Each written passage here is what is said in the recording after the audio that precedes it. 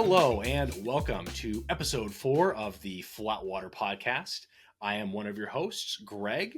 With me this evening is my excellent co-host. His name is Josh. Hey, everybody. We are here. We've got some great updates for you on the Flatwater Film Festival. So we're going to talk about that here in just a little bit. On the back end of this podcast, we have an incredible interview with some fantastic filmmakers here. Dr. Mike White and Shelby Hagerdon. Yeah, really cool. Yeah. Great conversation that we had with them. Obviously, we're filming this after the fact, but that's neither here nor there. So let's just jump into some updates here regarding the Flatwater Film Festival. If you've been following us on social media at all, you have seen that we are open for submissions. So yay for that. That's awesome. We've been getting some great submissions in. Lots of really good content this year. I'm super excited to get those up on the big screen. But while we have some submissions, we want to be greedy. We want to be greedy and selfish. Yeah. We want more. We want all the submissions. So go ahead, Josh. No, we've had some really great meetings. Flatwater's in full swing with meetings now, which is really great because I look forward to every Monday night hanging out with you guys and getting these things kind of rolling. So, and we've been sitting on a few things, kind of waiting to get these updates kind of going so we can kind of put these out to Nebraska. So, like Greg said, submissions are open. They are open until July 20th.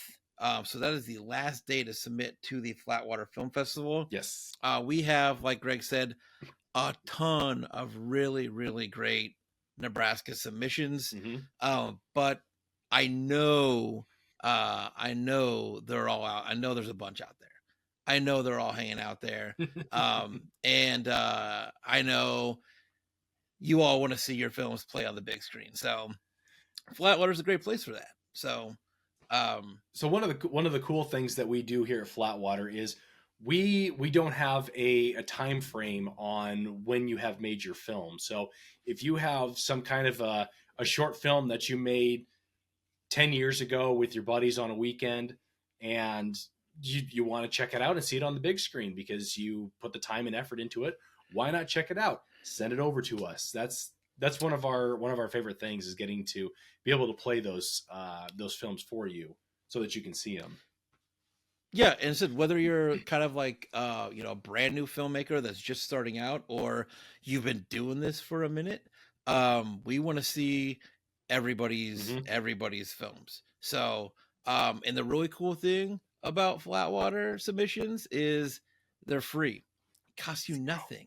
It is you go to Film Freeway, you just click that submit button, and for $0 you can come play your film at the Flatwater Film Festival. And that's kind of something that's we've been pretty happy about being able to keep is just that $0 submission fee, and make it real easy and real simple and real cheap for everybody to come out to Flatwater and get their films submitted and come check them out.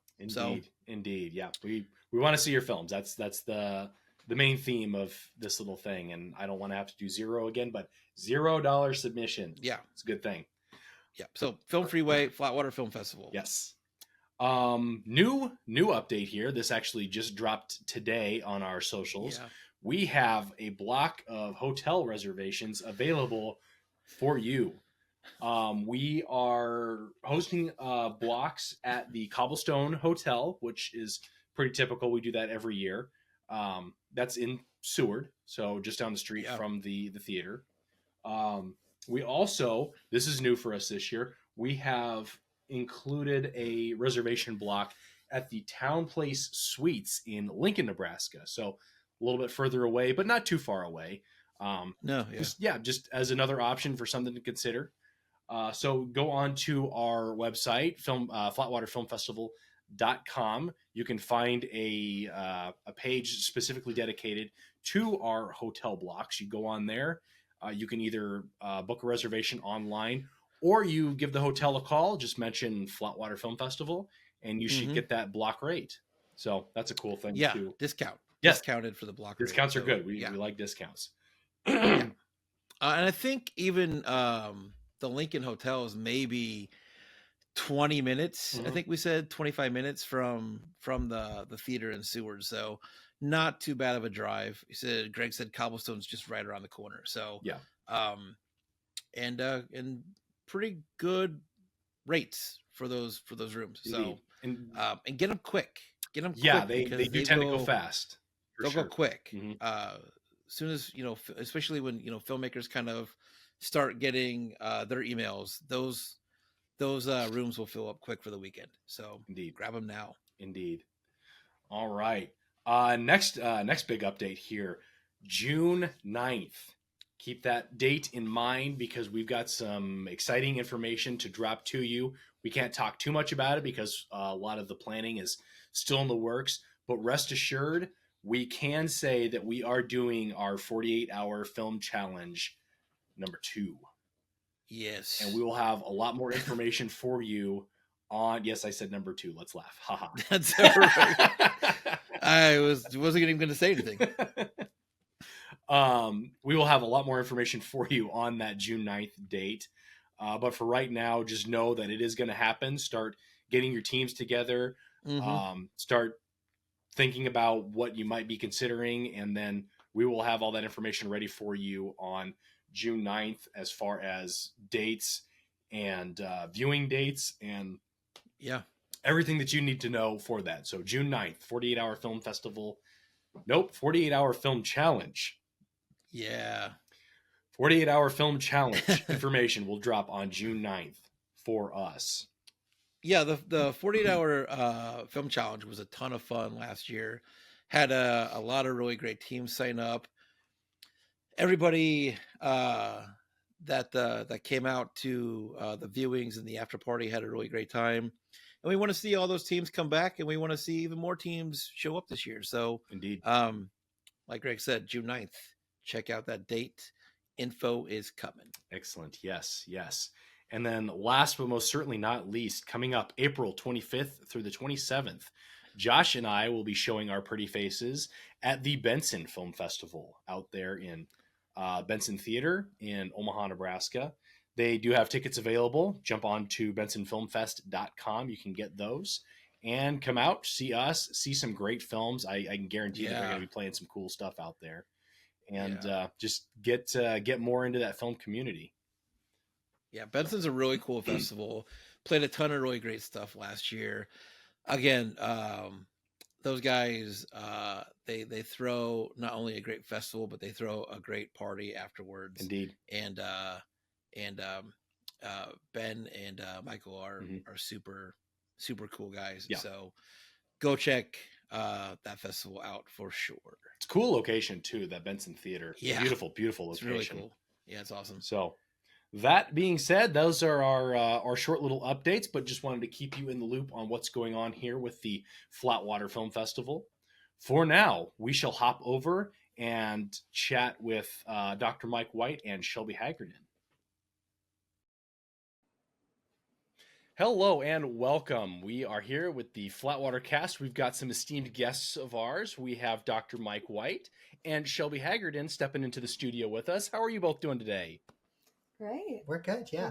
Excellent. Thank you so much for agreeing to do this with us, and looking forward to talking with you, getting some cool stuff answered here. So, First thing that we usually jump into is kind of an overall encompassing. How did you get into filmmaking? Everybody's got such a very interesting story on how they got into it, and we want to hear yours. So whoever wants to jump in first, tell us how you got into filmmaking. Well, how'd you get in, Mike? I'm going to start with me. Yeah. You got in first, so. I wanted to be a sound engineer. I mean, I went to college at Wayne State a long time ago, and one of the things was they didn't have a film program then. So I knew I wanted to work in sound. I had wanted to work in, sound for film and television, those kinds of things. And that's what I started as. And then I got to intern with Ron Bass, really great, terrific video and film guy. And started to learn to direct and stuff. And I did that. I directed film and TV and won some stuff when I was very, very young. Left that industry to go to work for Gateway Computers. That was when Gateway was starting to sell large scale computer systems that were just capable of doing sound editing. So I was actually on the ground floor of like the software for sound editing and early video editing when that, was first starting to happen. Then I came back to it. I came back to it later in life. Went to graduate school, came back to it. The world had changed a lot, went from, celluloid film and videotape to digital, and made that transition, and got back into it as I was, academically coming back to it too. And then of course, to where I am now, I actually am a film professor and run the film school at Wayne State College. Actually, I was the creator of the film school at Wayne State College. But yeah, I started out way back doing midnight movies like Attack of the 50-Foot Chicken and stuff like that. I mean, way back, back when midnight movies were a thing. So yeah, and then got away from that. And here I am, years later. Excellent. I feel like I just kind of stumbled into it. I was an actress for a while, and then got cast in one of your films. And after that, kind of switched more over to the other side of things. I wanted to write more, and I really started off writing more as a way to try and create better roles, because I noticed there weren't very many good roles for women unless you really wanted to play a victim, and I just didn't want to. So I ended up doing more writing and then producing. I started to really fall in love with that and more the creative process. But when I left film school, I thought that I would probably end up going into more of a film theory space. And there wasn't as many opportunities at that time. So I ended up going and getting my MFA in screenwriting and fell more into production and, really, really embracing more of the creative side as opposed to the theory side. So then I ended up at Made by Things, which is where I'm still at. I'm a creative producer and writer there. And animation. That's us. Animation, fantastic. So, Mike, when you were talking, Josh, I told you I was going to do it. I knew thought I was you got it all it. out, but you did it. So I thought I did. Apparently, I failed at that. Apologies. So, Mike, when you said you had gotten your degree at Wayne State, there wasn't a film program, correct? No, there wasn't. The program we had at Wayne State, at that time was called broadcasting. It went from broadcasting to electronic media, and then out of electronic media, and this was 2017, we had made the conscious decision, because of some things that were going on in the state of Nebraska, really the lack of an academic film track.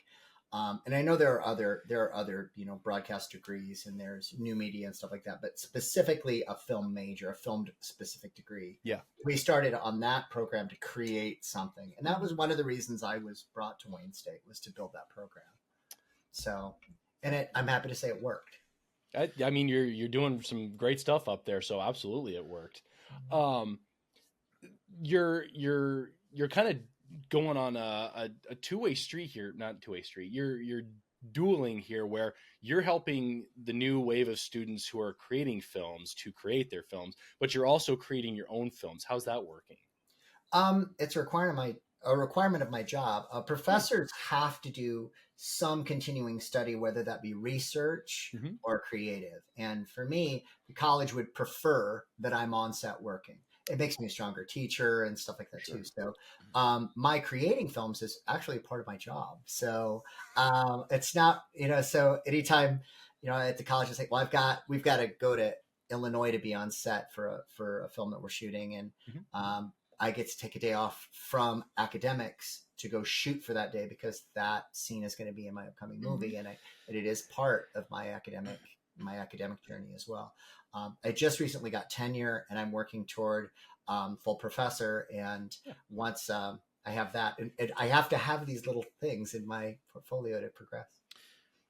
When that program started, Michael, what was like was there it was like a bare minimum program? Like, was it very basic and then you've built on top of that? Or was the Wayne State film program look exactly like it does today? It was built from scratch. When I got there, what had happened was we tried it out, and this kind of a long story, but I'll shorten it up. But what happened was I had come in, and we had a really very, very talented professor from New York who had left very suddenly. And I had come in, and while I was there, they hadn't done short narrative films. So in the TV class, in the TV workshop class, I said, well, let's try to do a couple of short films. We did 2, and one of the girls that worked on one of those films decided she would apply to graduate school and got into the Columbia School of Film MFA program. So it was completely out of nowhere. Then the college is like, wow, maybe we could do this. And then they started to throw money at it. We got our first broadcast camera. Then the next year we got lenses, and now we have a full-fledged film studio and sky panels and everything. I mean, we operate, I have about 60 filmmakers at any given time, and we're the largest film program in several states. So we're really pleased that in 5 years we were able to kind of go from scratch to something. We're pretty happy. You guys just redid your studio. It's brand new, right? You guys just did a whole new thing. The new studio, the new studio opened in January, and it's great. It has trusses that can be lowered to the floor to work on, and it's fantastic. It's got a permanent green screen. We're looking at getting an LED wall. We just had a talk with the dean about that, so we can do the LED wall mixed with Unreal Engine to go ahead and create some virtual environments and stuff like The Mandalorian does and stuff like that. So we've been looking at those kind of things too. That's fantastic. Oh, great! Yeah, ahead, no, just Greg and I got to take a tour of that studio last year. It was fantastic. It was awesome to walk around in there and see all the cool stuff you guys have going on at that studio. You need to come back. And it's very different now. You need to come back and see the new stuff. Yeah, it's pretty. The new space is really great. So. Absolutely. Mm-hmm. So, Shelby, you said you were currently working. I'm not sure. Is it working with, or you run Made by Things? Well, I'm one of the folks in the chain of command at Made by Things. Yeah, so I'm a producer there. So there's 2 producers that work at Made by Things, and of course our creative director Matt. But yeah.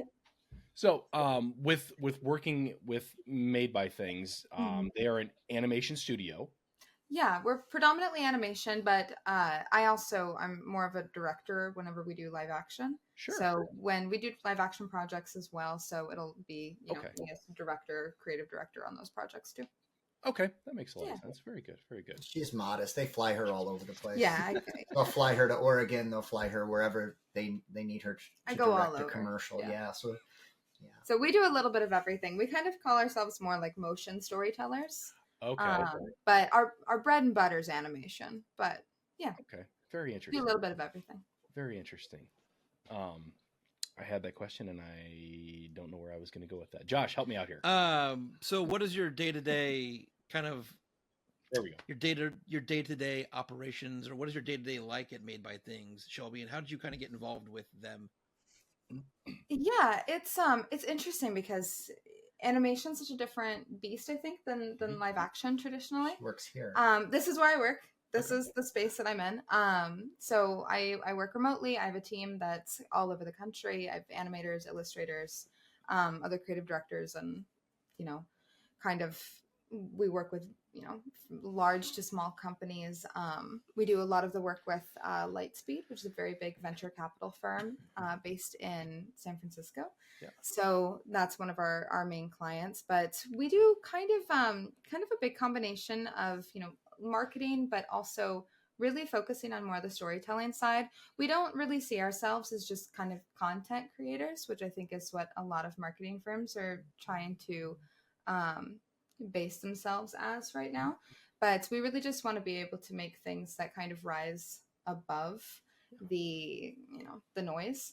So that's kind of where I'm usually at. But if I'm writing, I'm usually working through scripts and storytelling with our clients, and then producing, making sure all of the little pieces all fall into place. That's really She works on a lot of recognized brands. Yeah. So sometimes I'll walk in and she'll be working on something. I'm like, oh my gosh, that's a big brand you're working on. We were just doing stuff with the Monopoly Man. There's cool. a lot of different bigger brands. So she was showing me all these little mock-ups of their design for a 3D Monopoly Man that they were doing, like a Hasbro co-op. It was really cool. That's really neat. So it's always neat to see what she's doing. Yeah, and it's always something a little bit different too, because we do work in so many different spaces. So whether it be 2D, 3D, live action, stop motion, there's always something kind of different. And I think there's a lot of different storytelling you can do too in animation. That's been a lot of fun for me, and really a challenge for me as a writer, because in live action you're kind of stuck in reality a little bit of, okay, like we want to make this thing float. I don't know how we're going to do this. But in animation, it's just, you can suspend in air. You can do whatever you need. Transitions are very, very lucid, and things kind of flow a little bit easier. And I think that it kind of puts you in more of like a lucid writing state, which has been really fascinating for me. And I think it's really impacted my general just screenwriting as well, which has been fun. We write all the time. Yeah. We're always writing. We're always writing. Our day-to-day is always writing. I can honestly say there isn't a night of the week that one of the two of us or both of us are not writing. Yeah. So. That's awesome. Always new screenplays, new projects.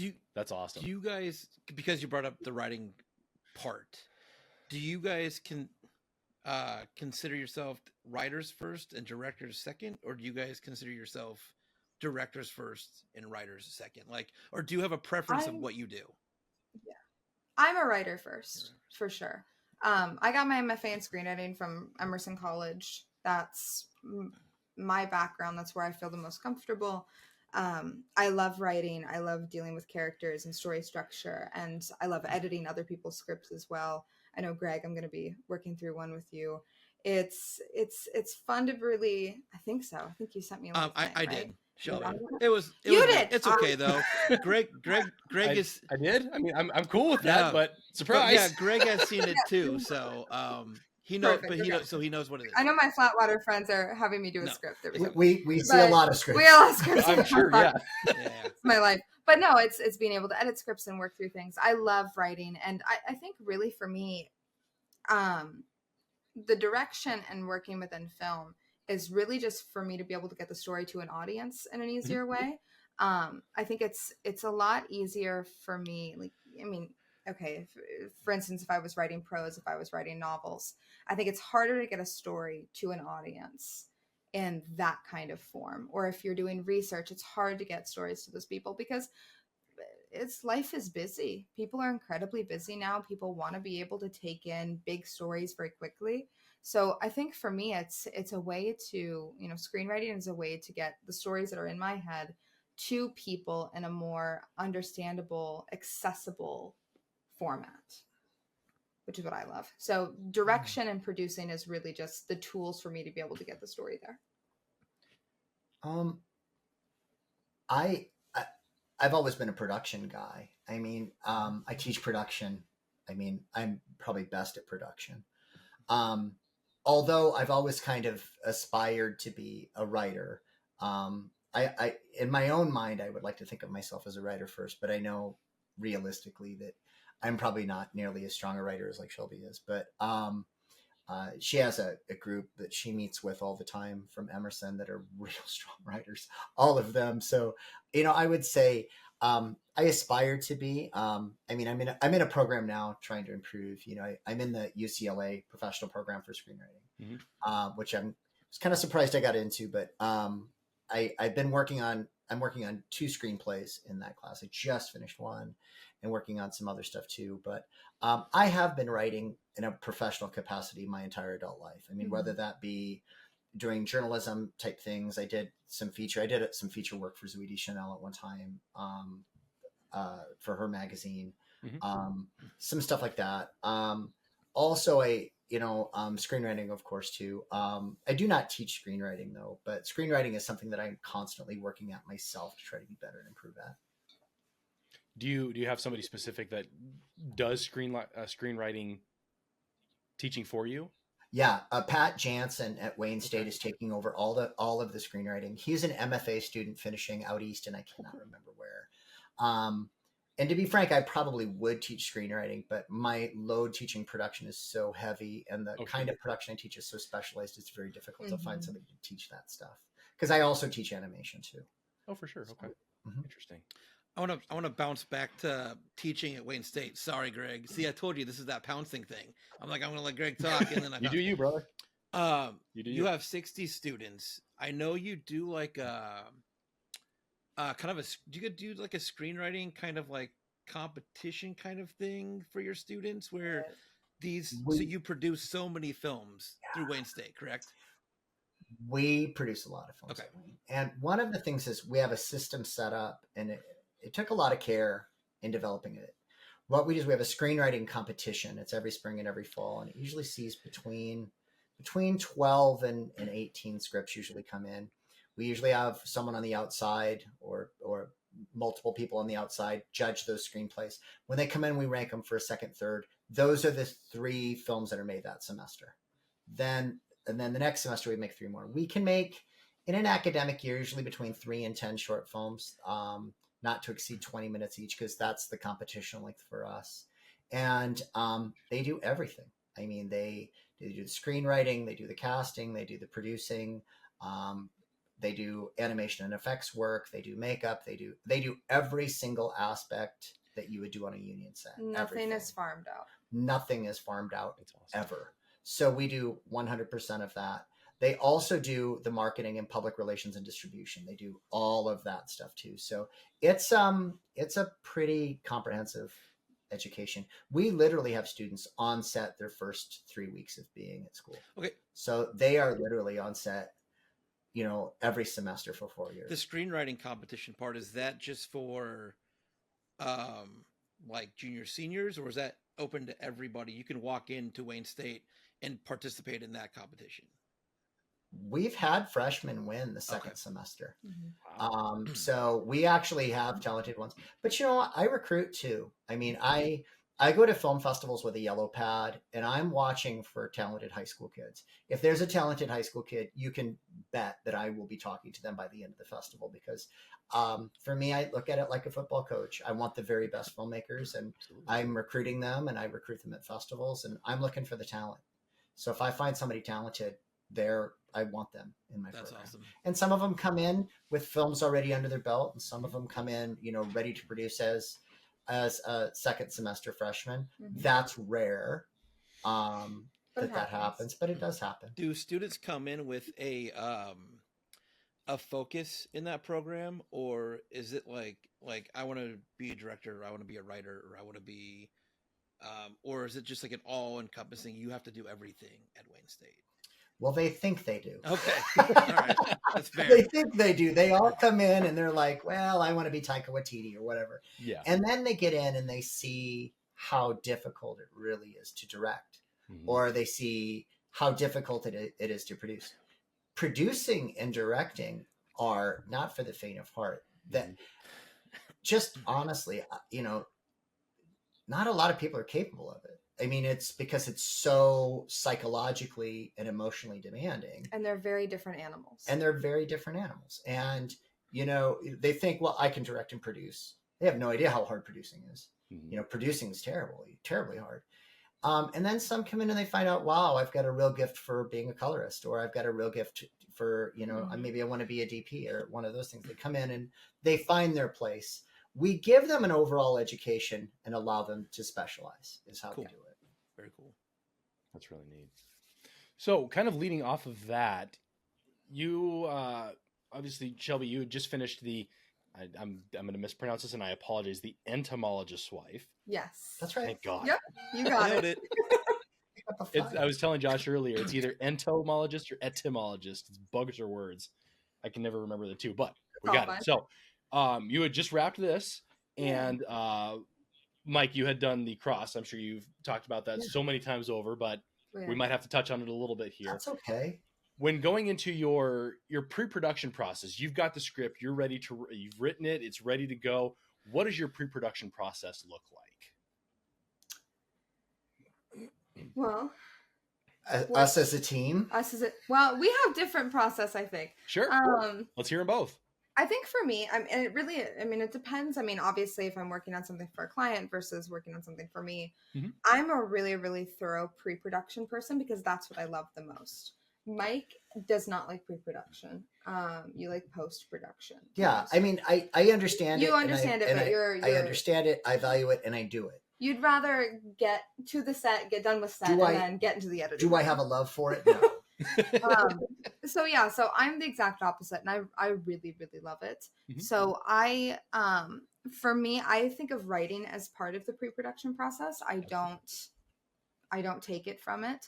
I think we both, really think like that. Because, I mean, you get to the point too, like after you've made enough stuff where when you're writing, you're thinking about production as you're writing, which you're really not supposed to do. But if you're making your own stuff, you do it. So it's fine. Mm-hmm. So for me, that's really where pre-production starts, is the moment I'm starting to think about a new script, starting to think through a new story. That is when pre-production is beginning for me. So as I go through the script, I'm already taking notes on how things would work within actual production, where I could shoot things, what budget would look like, who I would need to be able to have on, even cast that I think might be decent for it. I try not to let it influence too much of the writing, but you have to be able to think logistically as well. So following that, once I get more into what people would consider actual pre-production, I do a lot of the storyboarding. I pretty much have full control over storyboards if I'm working on it. I don't like to hand it off to a lot of other people, but that's just because I like the direction of it. Yeah. And I know how it feels in my head. I wrote it. I can, I understand it. Casting, when we get into casting, that is a monster that I think both of us want to avoid at all times, but obviously we cannot. And the entomologist's wife, that was actually one of the things that was really fueling that, is I wanted to we'd done the cross and it was such a big project. And I kind of wanted to do something on a little bit of a smaller scale in terms of how much crew I had on there. So the pre-production process for that was very different. There's no dialogue in the film, so the script was written for production. It's a silent German expressionist silent style German film. Expressionist film. Kind of based within, it's very Kafka-esque story meets Frankenstein. Kind of metamorphosis and all of that. But I really wanted to write something where I could do more, just have fun with production, have fun with production design, as opposed to being, more concerned about what are my actors doing? What are characters doing? It's okay. What if I just made the characters from scratch? Mm-hmm. So when I was working through that, the pre-production for it was more, we're going to build the actor. We're going to create this character, which I think is something that we really do more in animation, but less so in live action. And so when I was working through it, I didn't want it to be just a fully animated piece. I wanted it to be something that was tangible, that you could sit there and see this person in real life. And, it's a 6 foot tall marionette man, and he's there and you can be in that space with him. I wanted it to feel real. So the pre-production process was different. It was weird because we were really building our actors. We were creating a completely different world for us to live in. The sets are 100% fabricated. They are cardboard, paper, It was a very weird summer. There's nothing in that space. You can't tell that it was a classroom at one point. It is blacked out walls and a lot of cardboard. So I think that process was completely different than what we would do for a typical film. It was odd. I have to admit, I probably wasn't a lot of help because I was so baffled by what we were doing so much of the time. Like, Mike, make a cupboard. He's like, how do I make a cupboard? Well, and Shelby's a very theoretical person, and she's very much, she's also a painter and a visual artist and stuff too. So she's a concept person in a lot of ways, very deeply. Yeah. So we showed up and she says, yeah, we're going to do this. We're going to do it with puppets, and puppets was an understatement there. 6 foot tall, life-size marionettes that had to be operated, scared the living daylights out of all of the custodial staff multiple times. Cause you walk into a dark room and here's these bizarre Just thing. Well, we have hanging to out. set them up too, because I didn't want to just lay them down. Well, they had the to whole sit in time, so they would chairs. sit in chairs, and Oh, they're jeez. they're living there. I had to transport them solitary across lives. town to go to storage when we were done, and I just seat belted them Yeah, in, and so they're they like buckle them. flopping around, and people are looking at me like, "What's going on in the car?" They're full cardboard, but so that means that they're stiff. They'll sit upright. Mm-hmm. So if you've got them strapped in, they're not They falling up. They move don't look weird. like a dummy. They're like a body. And the torso turns and spins and stuff It's like weird. a body would. So yeah, it's very different. Yeah, A different headspace for you. yeah, it was, and I think also too. I mean, Shelby's really moved in a direction, a fantasy, science fiction, experimental direction, especially since leaving graduate school. Yeah. I'm a much more surrealist writer. And I actually am. I'm a big fan of the New York family drama, so that's kind of what I write. These kind of dramatic things. I ended up in a space where I started to work a lot more on period stuff because you sell a movie and people want that again. So I mean, that was kind of where we ended up with the next picture. But for a while there, I was really, really scared I was going to just become a period filmmaker. But that's not the case. So that's okay. But I mean, I think for me, a lot of it is, it's very simple. It's want and able, so I've had a screenplay I've been working on, and the cross started out this way too, where you write something, you go, well, this is unproducible. We don't have the money. We don't have the resources. We don't have the ability. And then we did make that film. Push come to shove, we did that. And then the next, I've just written a new screenplay. And that one we were like, well, this is unproducible. It's a period screenplay in the early 1980s. You can't get the locations. And then we went to a festival and we scouted out a video game arcade. There's a video game arcade in Iowa that's games between 1979 and 1985. Okay. It's a period arcade. So it's perfect. It's perfect. So we went there and we were like, oh, maybe this is a possibility. So pre-production for me is mostly, is it possible? Yeah. And that's the big question. That's a very simple pre-production. Is it possible? You're much more practically minded. Yeah. And Shelby is really like, I want it to look this way, and the people will be dressed this way, and their hair is that way, and this will be this way, and that, and that, and that. And I'm a lot more yes or no in the pre-production process, whereas she pays really particular attention to aesthetic. I pay a lot of attention to tone and a lot of attention to those things as we go through. So it's probably good we work together on the big projects. We work together because the two skill sets kind of, interlock, and then we're able to go ahead and do it. Yeah, I think it's actually, I agree. I think it's very helpful because you're able to ground me a lot more practically, which you would think that I would do naturally as a producer, but I think because I live in imaginary worlds, I don't see things the exact same way. But even if we do have a project where it's okay, we don't think this is producible, I think something that we're able to do very well is say, okay, you might not think it's producible, but I think there's a way we could do a loophole. There's something that we can do that is different, but we're still getting it across tonally for you, but aesthetically for me. So I think there's just ways where you sit there, those moments where you say this isn't producible. I think those are the best moments where you can find a challenge and you can push yourself, you can push the writing, you can push your production design, you can push your actors. There's a million different ways where you can see that as just a really, really good opportunity to make something that you've never thought that you'd be able to. And that's not to say that and do it within your resources. We don't have the conversations that are like, Shelby, no, no. I mean, people who know us and have been on set with us hear me saying no all the time because she always has the idea that we're capable of anything. So, and I think there's, because you're really practically minded, but also because I'm a producer, I think I recognize our boundaries, and I see our boundaries as a little bit further than I think you see our boundaries. I'm like, I know we can do this if we had the time and energy and the money. Can do this. Yeah. Just 5 more minutes. 5 more minutes. Yeah. No, I think really that's really Sorry. Go ahead, Greg. You're up. Go ahead. I'm sorry. No, I wanted to make a comment because I think it's really interesting. Again, I'm walking back. I think it's really interesting, Shelby, that you said after the cross you wanted to do something kind of smaller and a little I guess simpler. And then you walked into a project where there wasn't location scouting where the set was already there. There was no auditions and casting. It was, you had to build everything from the ground up. And I can't imagine that was easier than just going, I'm going to go location scout for this project or have an audition. That the undertaking had to be insanity for that project.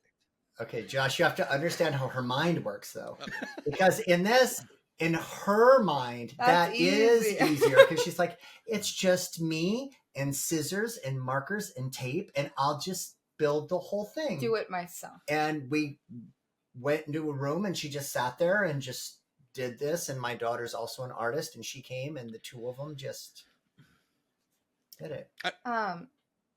Yeah, that it's a good question though, because I think that it was definitely a really, really difficult undertaking. Oh, I think it was terribly hard. And I was like, oh, we'll shoot it and it'll be really easy. It won't be a big problem at all. No, it was very, very difficult.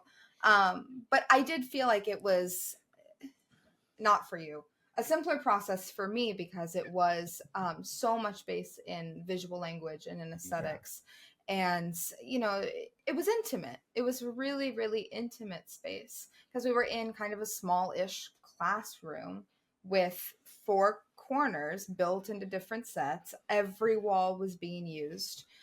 So we were surrounded by just this cardboard and paper. We were in the set. That's where we were living and breathing and eating, you know, day in and day out. And we were there with our characters. They never left. They were there with us the whole time. They're not going home, you know. And it's, I don't know. I think there's an intimacy that obviously you're going to get when you have a big cast, that you're going to create kind of a family in that space, which we love. And I love and adore that. And it is a really, really unique thing to experience when you're working through a film. And no cast is ever the same. Oh, yeah. But there's also a real intimacy to creating everything from scratch and just kind of being able to take a space that exists in your head and just put it out there with very, very few people involved. Mm-hmm. And there's something, it's very unique and it's very different. And I don't think a lot of people get to experience that aren't just fully visual artists. And again, it goes back to the thing of, you know, I could definitely work on novels. I could work in that space, but there's such a connection you're able to have with your audience when you are speaking a visual language mm-hmm. that you just can't quite get when you're just working with words. Absolutely. It's watching your baby being born and grow up and send it off into the world. It's one of the greatest things ever, honestly.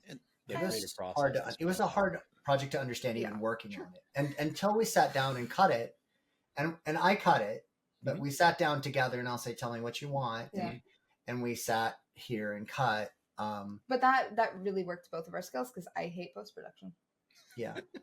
Well, and you know, and that's, you know, honestly, my strongest area is probably cutting. So I mean, that's where we sat down and we're able to do it. And, you know, thank God we have the facilities in our house to cut, you know, because we've got, mm-hmm. you know, a small studio here that we're able to work on. Well, and it was interesting too, kind of in that realm of, you know, intimacy and in space. Because it was just like, I mean, we're going back into our house then. We brought it, we did it in a classroom. We weren't working anywhere else. And we come back to the house and we finished the movie. It didn't really go out very many places. And you would think too, I think that there's the thought that maybe that's not going to connect with audiences very well, that these puppets aren't going to connect with audiences very well. We did the screening at the Iowa Heartland Film Festival. And that was the first time anyone had ever really seen it. Packed house. And it was packed. It was great. It was very exciting. And the audience's reaction to it was, I think, a little unexpected for me, because I was hoping that they'd be able to find the care in the story, that it wasn't just something weird or something odd, like it's just like a novelty piece. It's like there's a lot of care and craft put into it, and the puppets' faces don't move. You know, they are in their one position. Flat. They are flat, but people were really able to identify and relate to the characters, which is, I think, a testament to, you know, the artist that I was able to have on that helping me. And really to, you know, Josh White, our composer, and you in the edits, to just really be able to bring something that isn't alive to life in a really different way. It was fun. Yeah. Sorry, I had follow-up questions. Greg, pouncing again. You talked a little bit, Michael, about location scouting for this new script and how talking about how, this might not be possible and things like that. So do you ever sit down and write something with a location already that you can get? Yes. As a matter of fact, the painter, we had such good luck. We shot in Homer, Nebraska at a historic home there that's a museum. Yeah. And we had such a great time shooting there, and that they were so wonderful and so terrific that when I started writing the painter, and I don't know if you've even seen the cross. It's the exterior of that house is in the cross, but the interior was not. So it's a big, beautiful estate home. So I had that in mind when I wrote the painter. So yeah, I do have that in mind. They always say not to write with limitation. Just write the story and focus 100% on the story, and then figure it out on the back end. But being so production minded, it's nearly impossible for me to do. I can't do it. So, I mean, none of my stuff exists on a starship. I mean, it's all things that could possibly be shot.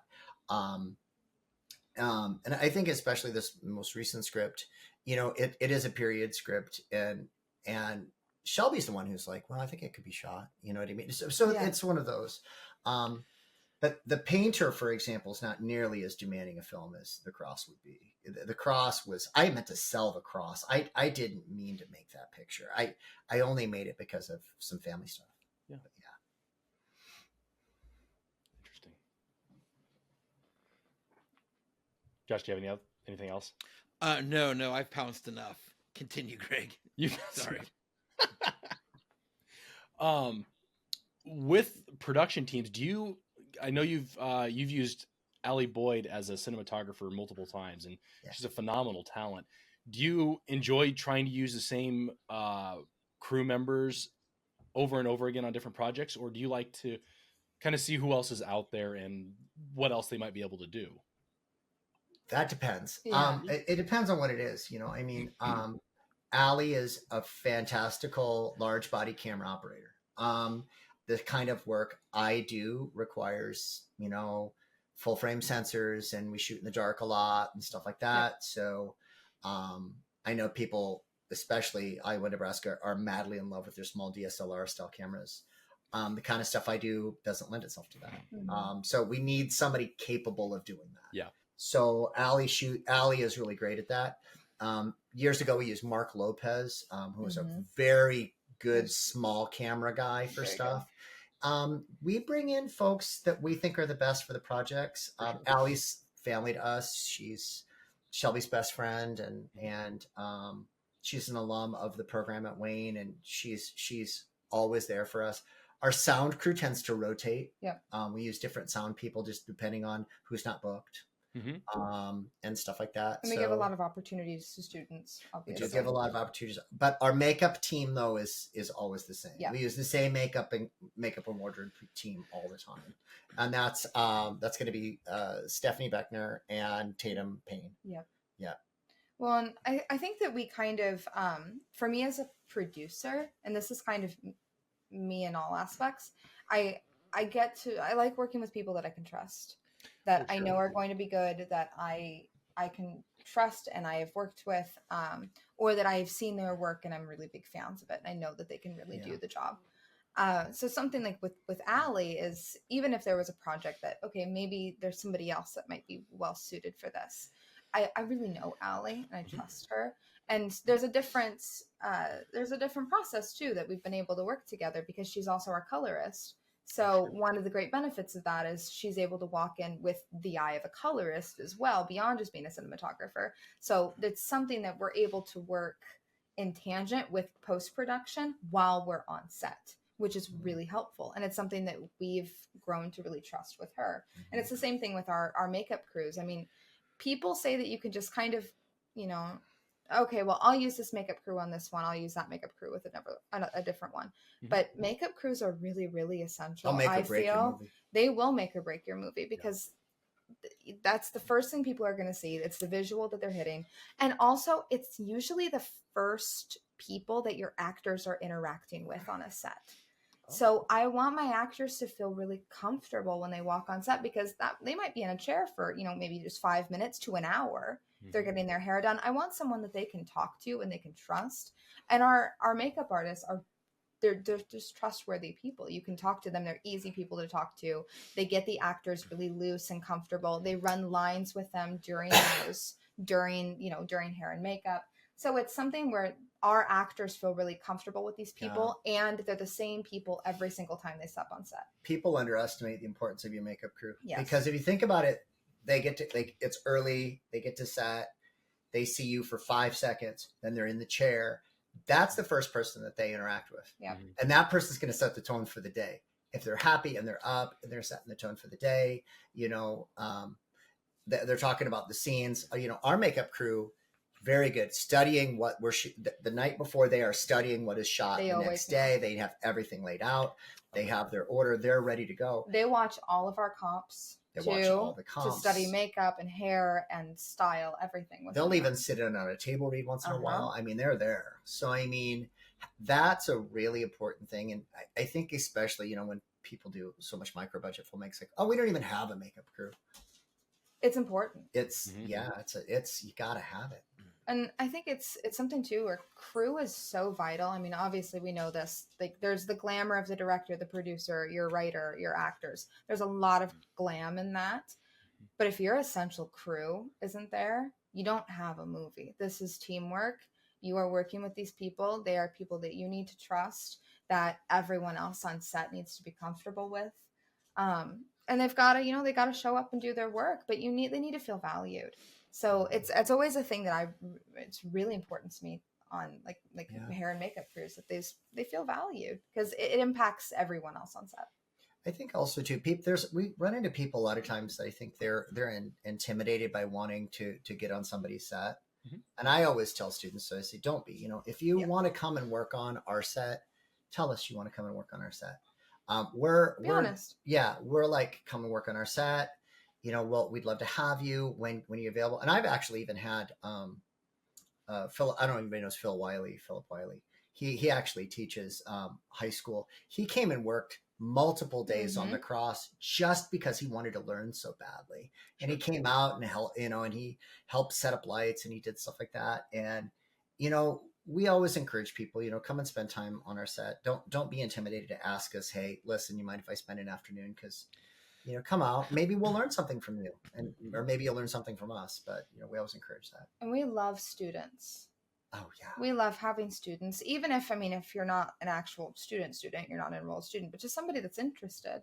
I've never done this role before, and I just want to learn more about it, and I want to shadow somebody. We have that a lot. Or students from other schools, or graduate students. I think that there's a lot of value in just going in as a student and just shadowing somebody for a day and not being shy about asking questions. I think we really get, I do this all the time. I don't want to ask a question. I don't want to look stupid, right? It's like, no, ask a question. That's a great thing, because otherwise you're not going to learn. We're always learning. You're not going to get any better. Yeah. And if you want to make great movies, you have to be constantly learning. I think so.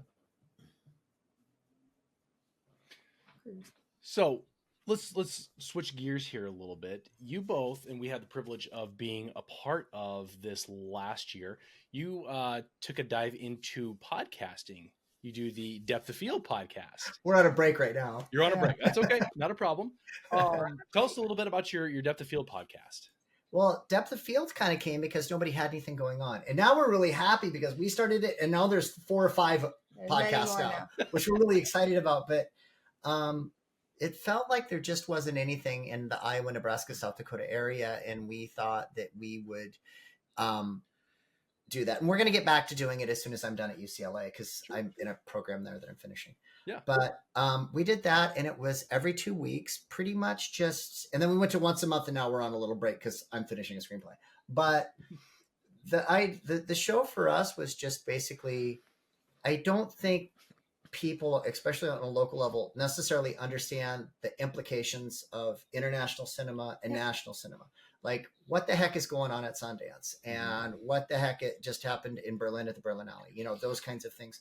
So that was usually the first part of the show. Yep. And then those things matter. Those things matter. And then we would get local news. What are the festivals? What's going on? Where's everybody at? Those kind of things. And then we would have an interview at the end. Yeah. And it was pretty much just to try to pull our film community together a lot. We were always kind of surprised how much listenership it had. Yeah. So that's kind of the case with it. And we're really happy that it spurred other people to start podcasts, which is great. Now there's a bunch more of them, and it makes us really happy that they exist out there too. But we should be back to it pretty quick. Yeah. And we wanted to have a space where we could talk about things that we're excited about too. Oh, yeah. Where other filmmakers, what they're working on, It's all about things that are us. going on just in general in the world. I mean, there's so many updates that we're excited to talk about that we just don't have a place to share. So it was a nice place too for us to be researching and thinking about things and be pretentious. Talking about be pretentious and talk about the things we're excited about. So it's been fun. So we can and we know that. I mean, we know with our podcast, it's probably a little pretentious at times because it's like we're talking about, the Venice Film Festival and stuff. And we're the people who care about that. Most people don't care, but we care about it. So, and if it gets somebody to watch something with subtitles, even better. Great. That's great. That's what we're looking for. So from this podcast, you actually have a film festival by the same name. Yeah. Can we talk a little bit about this? The Depth of Field Fest is something that we wanted to do. Well, it was because of lack of features. That the issue that we really have had is that regional filmmakers, at least in this spot, have had a really hard time showing features. Your festival is one of the only ones that shows features, and it's so hard. And things have changed. I mean, if we go back 10 years ago, everybody was making shorts. Then now we're in where everybody's breaking into features now. Iowa had 13 features made last year. Yeah. And that was, 1 year we were the only feature 1 year. And then now they're making 13. They made 13. So we need a space for that. We need a space. And we're still in this structure of shorts. And I love shorts and they're great. There's nothing like it. But there's no market for shorts. There's no economic market for shorts. And this is going to sound so terrible. No one in the world is going to see your short and go, wow, you're brilliant. Here's millions of dollars to make your feature. That's never going to happen. I mean, you could, that's just not real. I mean, no matter how great it is, even Napoleon Dynamite, they gave them $100,000 after seeing that short. Yeah. And then they made it. But I mean, we really wanted to have a space for that. Sioux City has a very nice film festival, the Sioux City International Film Festival, that's very focused on films from all over the world and all over the country. It's not focused on features for one, and especially not local features. Yeah. So we wanted to have a space that did features, especially on a local, regional level, as well as shorts. Mm-hmm. And because we're both educators, we wanted to have workshops with it as well. Mm-hmm. And it's open now. So if you would like to go ahead and submit a film, submit one. It's cool. It's fun. It is fun. And and I think it's like $30 or something. It's cheap. It's not that bad. It's cheap to submit. Mm-hmm. That's awesome. And it's in the fall, September. September 13th. I'm actually looking at the page right now. Hey. September. Very cool. Josh, you got anything? I mean, we've talked about quite a bit. So before we kind of run out of time, because, we will eventually one day, I want to talk about the films that played Flatwater. And so I want to run down them really quick because Michael and Shelby have had something in Flatwater, I believe, every single year since we have started Flatwater. So I want to kind of run down real quick just the films of Michael and Shelby, where those kind of a short recap of where those films came from, what those films were about, and what those films meant to you. Is that okay, Greg? Can I jump on that really quick? Okay. That was on our list. Michael, in 2021, I think the first film that we played, and there were 3 films, I believe, that year that we played. Queen of Pandora's Box was the first film that we played. Oh yeah, from Michael, the drag queen movie. At Flatwater, I think it was 21. So Michael, let's talk about that briefly.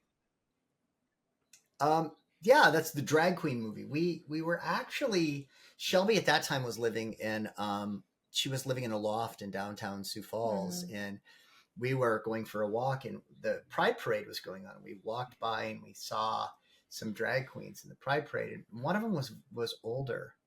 And I remember saying to her, I said, these younger drag queens, they don't probably understand what the older person had gone through, like in the 70s and the time period. We had a really big conversation. And we had a big conversation about it. And I was like, well, maybe we can do this. And I got together with Martina Shakers, who's a major, the mother of all drag performers. And we sat down and had coffee and talked. And I said, well, I'm going to write a screenplay and I need your help. Because one, I'm a straight, white, middle-aged guy. So I don't know, so I wrote a screenplay about what I thought. And then Martina looked at it, laughed and said, we don't talk that way. And we changed it. And Martina made my script into a drag queen script. And then we shot it. We had a slew of technical problems. We had a new camera that wouldn't work and stuff. And we shot it in one day and everything. But yeah, it was short. I had just wanted to do something completely different. So yeah, that's what that was. And Shelby produced it. Walk back. That was actually in 2022. I wrote all the dates down and then I messed it up anyway. So that's okay. That was in 2022. In 23, you guys followed that up at the Flatwater Film Festival with Between the Lines. Shelby Soul. Yeah. That was one of my, that was our third feature. Third feature.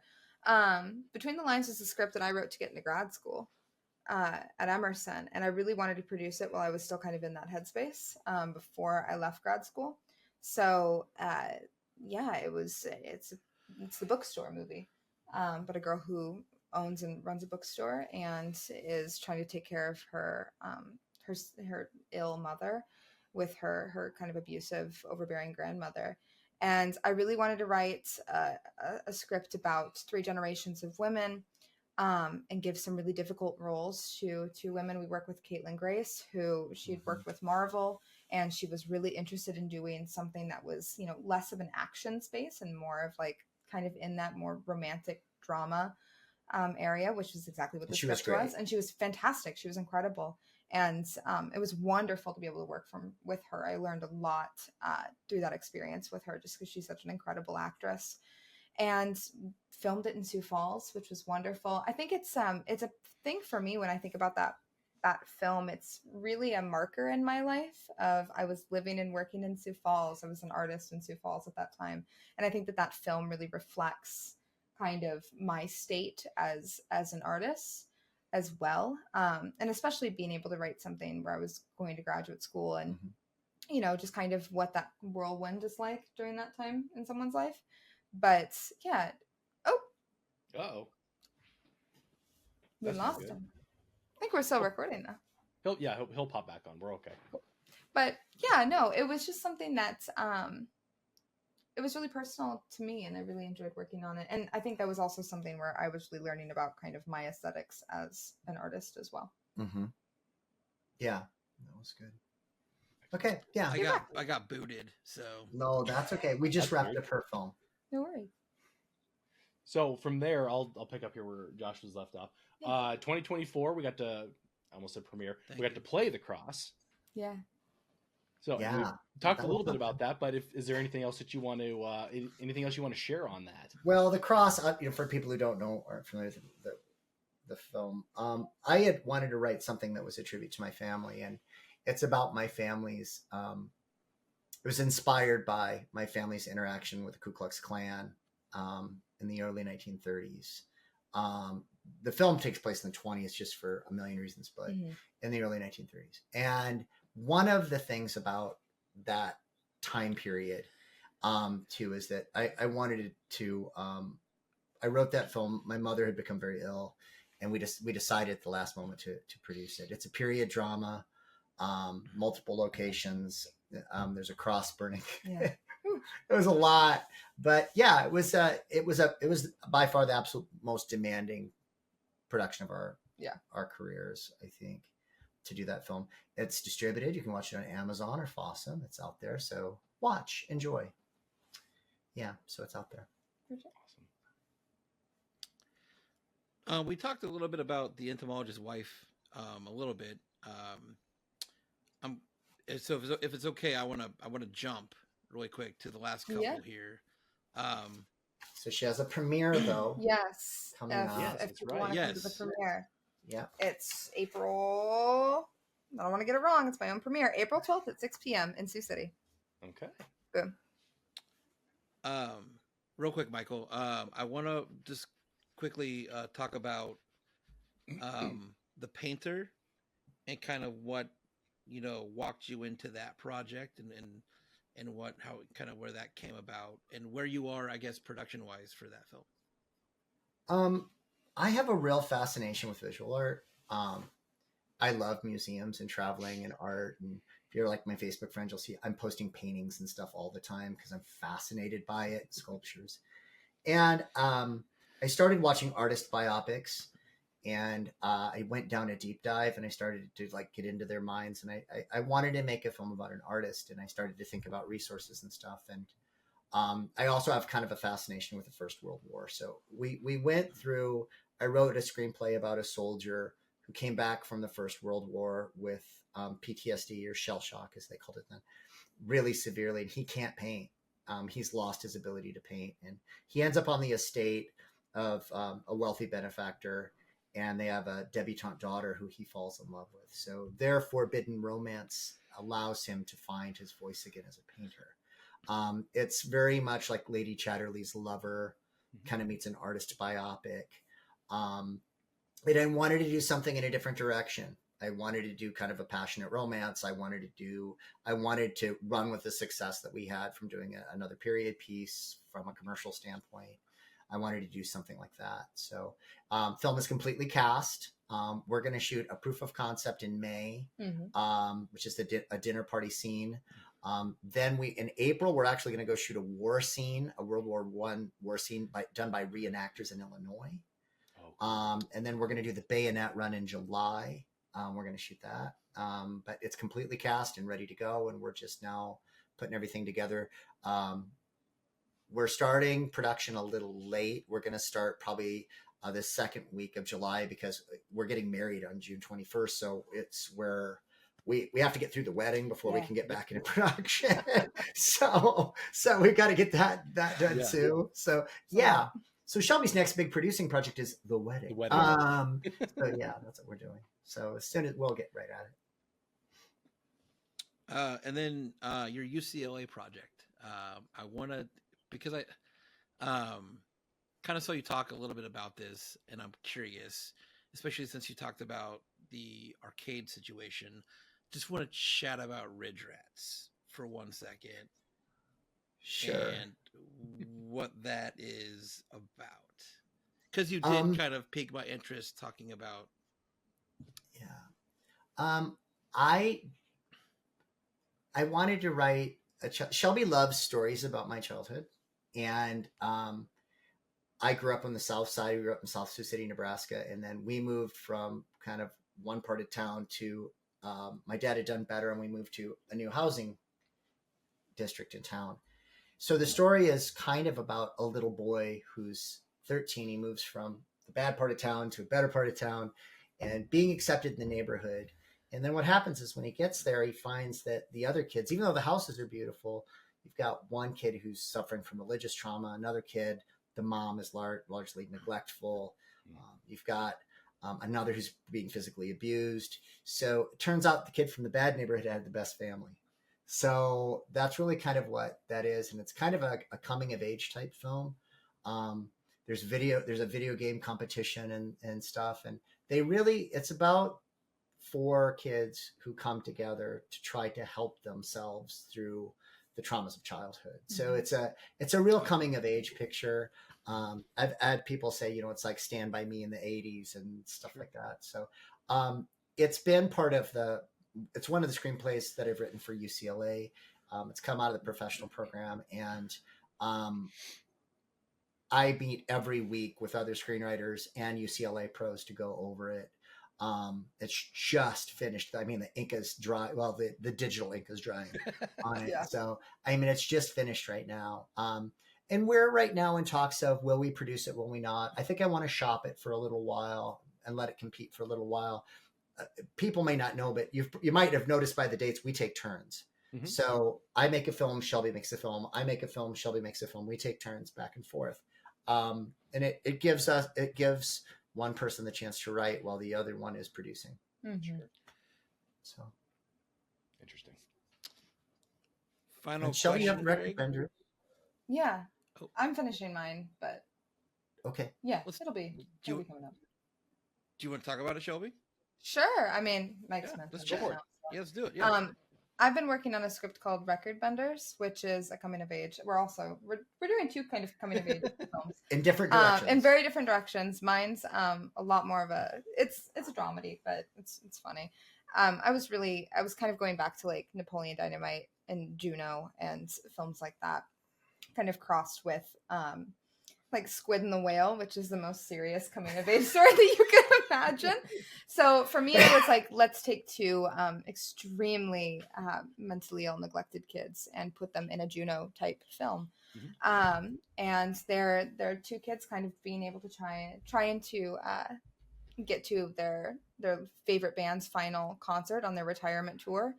And kind of just what they're able to get into on that quest to see them that final time. But it's incredibly serious, but with a very tongue-in-cheek approach to it. But it'll be very music-driven, super fun, really weird cast once we're able to get it together. But be very, very music driven, which I'm excited about. So we are both right now scouting locations for very 1970s looking homes. So if you know any 1970s homes, if anyone's listening, anybody got an ugly living room? Yeah, really ugly living rooms. I would love that. Ugly living rooms. Yeah. So let us know. But the arcade, what is the name of that arcade? It's in Grimes. It's in Grimes. If you like to just geek out. Old School. Yeah, it's called Old School Pinball and Arcade. It's in Grimes. We met the owner. He's the nicest guy. Yeah. And it is honestly like a time machine. It's like stepping into 1982. Oh, cool. It smells like an old arcade. It's got the pizza place like an old arcade. It's unreal what it's like. It's what a cool experience. Cool. It's just really neat. So yeah, we're in that can we do it or can't we do it space. Mm-hmm. I think we can do it. Awesome. And if we can't, we'll just build a cardboard set and yeah. And Mike runs away. It won't be real. It'll be great. But anyway. So last question that we have, we've had some incredible experiences with both of you, having obviously played films with us at Flatwater. You've run educational panels for us, and we've also had you on our Directors Roundtable. Can you talk a little bit about your experiences at Flatwater for us? Well, I love Flatwater, and I might love it for other reasons than other people. I mean, I think one of them is I just like being able to have a venue like that is so open. I mean, the students, they get to come, they get the opportunity to have a talk back and to market and to promote. It's a really good thing. And I also like that it's a community, that I think one of the worst things that festivals can do is reserve the right of premiere. Mm-hmm. I mean, if you're a top 5 festival, that's fantastic. Right. If you're a top 5 festival and you're a Sundance or one of those, that's great. But I mean, this is Nebraska and Iowa and South Dakota. You're lucky to get films. So by reserving right of premiere, it doesn't help anybody. And if everybody reserves right of premiere, nobody has a festival. Yeah. You know what I mean?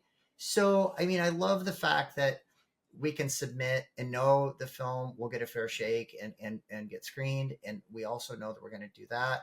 And then, as far as like the instruction part of that, and we also teach for Iowa Motion Picture Association. Yeah. We teach for other organizations. We're right now putting together a thing for ENFO that I'm going to offer some instruction for ENFO. But one of the things I think in there too is that it's not even so much during the panels, it's after the panels. It's the after parties when people come up and they say, how did you do that? Or how do we do that? Or how do we meet this person? Or who can you connect me with? That time, and I always joke about it too, is that when I go to Flatwater, there's not a moment that I'm not talking to somebody. Yes. There's always somebody talking to me the entire time about their film and about what they want to do. And I think that is one of the best things at Flatwater is there's always people who have a conversation about their project and about how to progress. I 100% agree with that. The socialization at Flatwater is my favorite. Yeah, it's world class. Being able to go to the after parties and just hang out and talk to people after their films are screening, and to have space in there where, okay, you can kind of step out into the hallway, you know, you can go to where you can see all the movies and just relax for a little bit. The food is really, really good in town. It's great. But yeah, good little coffee and stuff there. But it's just such a nice space to just to meet other filmmakers, and the questions are always so good because you have a really high quality filmmaker at Flatwater, I feel. Which I think people think about like Iowa, Nebraska, South Dakota, whatever. They're just kind of like, oh, well, you know, these Midwestern filmmakers. Mm-hmm. But it's because they don't go to these festivals. They don't see the talent at these festivals. I was hanging out with a couple of kids last year at Flatwater, and they'd made that beautiful stop motion film. Yeah, with the old man in there. Yeah. I loved that film, and I talked to them for like an hour that night, and just talking about, okay, what are the careers like in animation? What should a portfolio look like? Even discussions like that are so worthwhile because they're really, really talented people. Yeah. And we want to get them jobs. We want to get them seen. Like, what's the next thing? Where else should they be submitting? You know, what's the distribution on this? Just having those conversations are so worthwhile, just to see what other people are doing and to help each other.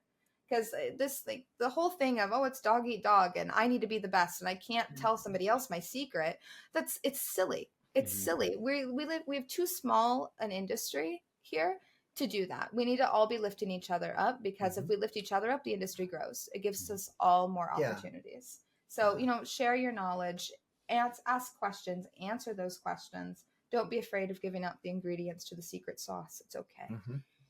Yeah, absolutely. Yeah, we love Flatwater. I'm looking forward to it again this year. Oh yeah, we've already talked about it. We're like, okay, we have to plan out. This is when we're going to Flatwater this year.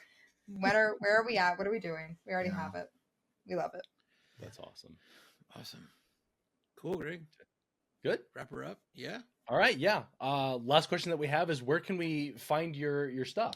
Where can we find more about you? Well, we do have a website, and it's Bitter Hipster Films. I think it's .com, is it not? BitterHipsterFilms.com. Probably needs updated again. It needs updated again because we make films faster than we update the page.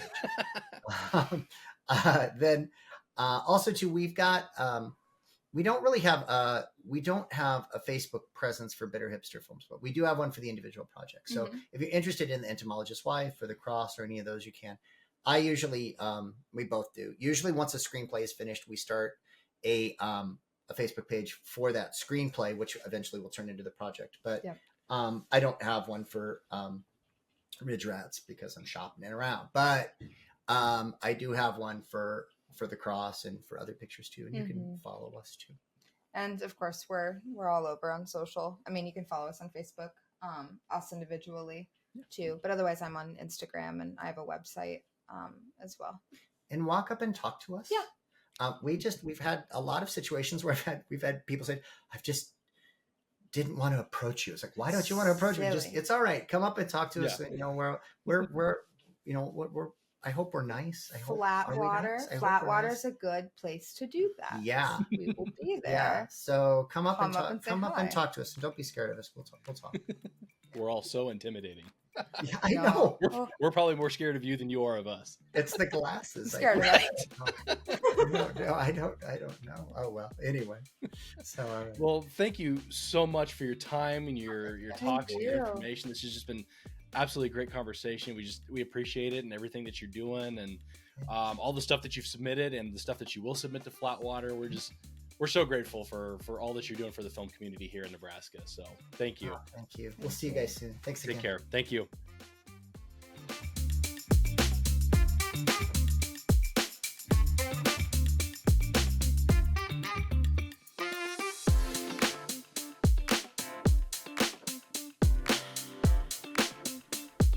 Thank you for supporting the Flatwater Podcast, produced in collaboration with the Flatwater Film Festival.